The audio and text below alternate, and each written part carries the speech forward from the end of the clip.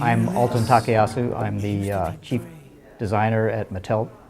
In school, I was always more interested in drawing and doing creative things, but I was also interested in science.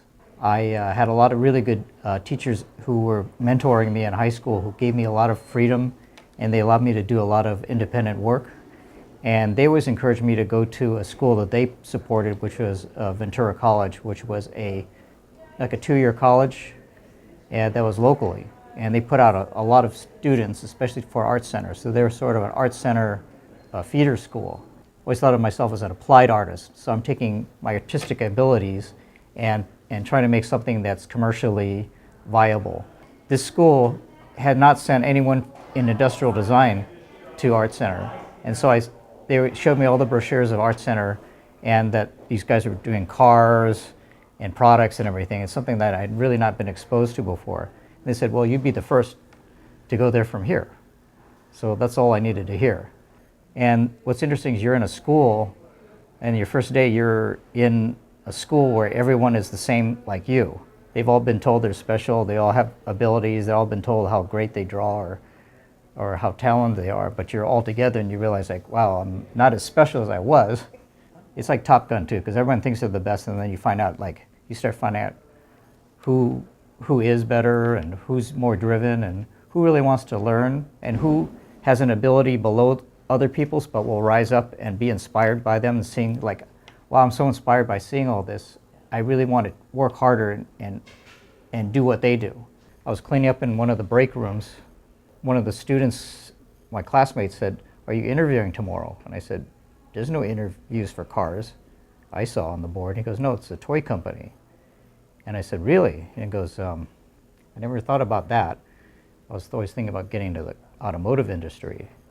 Actually, the one internship I had was with one of my instructors. Coincidentally, he's the one that designed my first Hot Wheel I ever bought.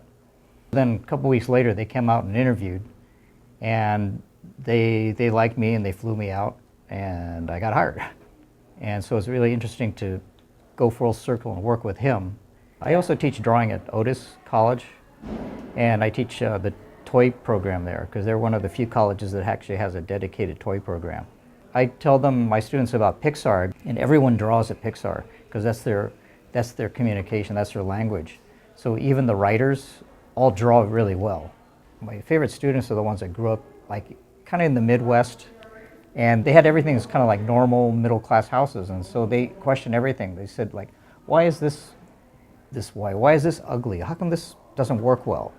And those are the kind of people who became designers and problem solvers, and you know, your Elon Musk, and say, why do we have to deal with this? But if you just grow up in a perfect environment where everything's pristine and nice, you never ask any questions, you never rebel, you just say, well, everything's fine, right? You never feel like you're questioning that. When you take on those jobs, you start to learn everything there is about physics, shoes, materials. So you learn a lot of that in school, that you should study all those things like ergonomics, which is how people fit and how people's sizes and their mechanisms of their bodies influence how products are designed. Knowing how things put together and just being curious, like all those shows you see, like how it's made, sitting down and taking something apart and putting it back together.